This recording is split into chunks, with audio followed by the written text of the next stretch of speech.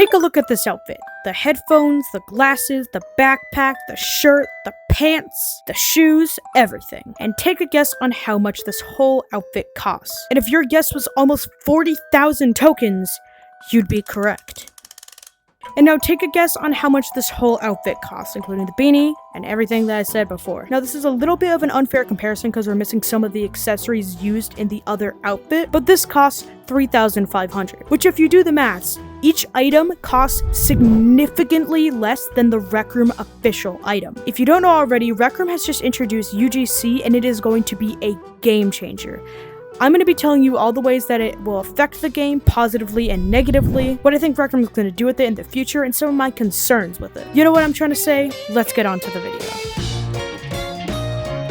Now, first of all, I want to talk about how this will affect the game positively. What issues will this be solving, and what new will this be bringing to the table? For the longest time, people were complaining about how RecRoom's items were skyrocketing in terms of prices, and the reason they were able to do that is because they really had no competition. The only other thing you could go to were custom shirts, which had no models, and were only just an image printed on the front and back, which a lot of the times were a pretty flawed result. You get my point? Custom shirts basically had no competition against real game-made items, and that led everybody to pour their money into RecRoom's bank accounts. But now we'll still be doing that, except it will be creator-led. And because this is now entirely creator-led, they don't have to put as much thought into creating clothing, which if I were to take a guess, probably took up a good amount of their time. Not only will RecRoom still be earning money, but it will allow creators to earn money, and it will also allow creators to set a new norm for prices, which is only going to go lower and lower as competition keeps rising. UGC also now includes hats and glasses and back pieces and whatever. And if you ever explore the Roblox community, you've seen how creative they've gotten with these pieces using the general space they've had to work with. For example, people could turn a back piece accessory into little guys that follow you around while you're walking. I'm generally really excited to see what people will come up with and how this will affect the game's mindset. Now, before I go through how I think this may negatively affect the community, I'm going to go through a couple of questions and concerns I have regarding UGC, so they don't necessarily have to be all negative.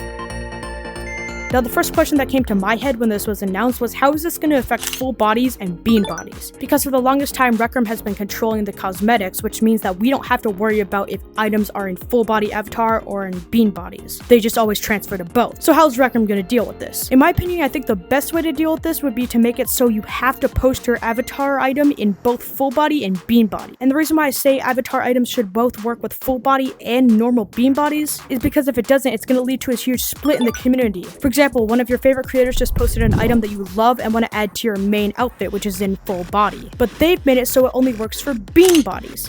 How's that gonna work? You see what I'm saying? I don't know, maybe there's a better way to deal with this on RecRoom's end, but that's just one of the questions that I had, and maybe even you can think of a way for them to deal with this better. And before we go on with this, if you're looking to get a new VR game, just comment down below a way for me to contact you and your favorite point in this video. If you do that, I'll reach out to you and give you a key for this game called SkyClimbVR. It's this game where you and your friends race in these Fall Guys styled obstacle courses up in the sky. A lot of skies in this game. And your goal is to get the best time, whether it's competing with your friends to do that or just trying to get on the leaderboard by yourself. It genuinely looks like a lot of fun, and if you're into those type of games, I think you will genuinely enjoy it. So thank you so much to the creators of SkyClimbVR for reaching out to me to give you guys some free keys. You have to be using a Meta headset because the keys only work for that. And if you're one of the people who I reached out to with the key, then congrats, you've won a key for SkyClimbVR. I hope you enjoyed the game, and thank you to SkyClimb for sponsoring this video. Back to the video. Alright, I have one more concern I want to go over. How is the moderation going to work when it comes to these items? Because you have a lot more flexibility when it comes to these items rather than just custom shirts. For example, you can now fully recreate the Class of 2016 shirt. How is RecRoom going to deal with this? Now, first of all, they could be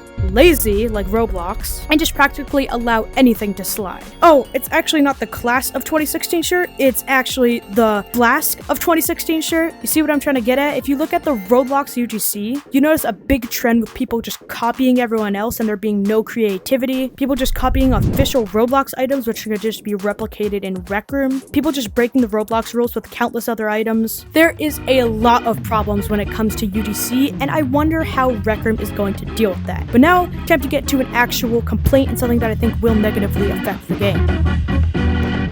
So So this is not something I'm concerned about, it's something that I think will inevitably happen no matter what RecRoom does. This change will have a massive impact on the RecRoom economy, which sounds like a nerdy thing to say, but it is genuinely true when you look at the game. Since the game has been relying on their high token prices and high income as a result of that, having UGC as an option may heavily affect the game. For example, one piece of clothing from a typical RecRoom official set costs around the same as a whole community set, at least for the time being. I don't know how it's going to change when the update actually rolls out. So if a player wants to invest their tokens into a whole new set of items which they may be satisfied more with than just one item that costs the same amount, it is only going to be a negative for RecRoom. Plus, they're not earning as much because it's mostly creator based, so they're not going to be earning a full cut. I don't know how this is going to affect the game, but it's not really a problem for the players. That's just the way I think UGC might affect the game internally, because let's be honest, clothing is a huge part of RecRoom. If it wasn't for a lot of big clothing releases, you wouldn't be buying tokens, which means you wouldn't be spending them on community rooms and a whole lot of other things. If it wasn't for clothing, the only way RecRoom would be earning money off of you is in-game purchases